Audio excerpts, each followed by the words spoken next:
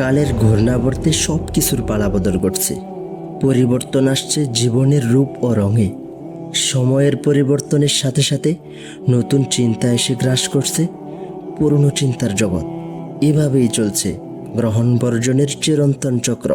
পরিবর্তন তো সব কিছুর হচ্ছে, তা তোমার পরিবর্তন কবে করছ? মনে রেখো, মানুষ জানুক বা না জানুক, অনুভব করুক বা না করুক, মালাকুল মউত আজরাইল আলাইহিসসালামকে দেখুক বা না দেখুক, মৃত্যু তো এক অনিবার্য বাস্তবতা। মৃত্যু তো হাত ছোঁয়া দূরত্বে। কেউ যদি অবস্থান করে সর্বোচ্চ নিরাপত্তার ঘোড়াটোপে দুর্বোধ্যতম প্রসাদ অভ্যন্তরে, বাঁচতে কি পারবে হিমশীতল মৃত্যুর স্পর্শ থেকে? মৃত্যু তো সেখানেও তাকে ছুঁয়ে যাবে।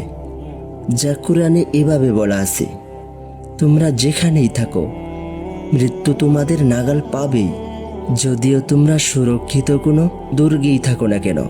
সূরা নিসা আয়াত নম্বর ৭৮।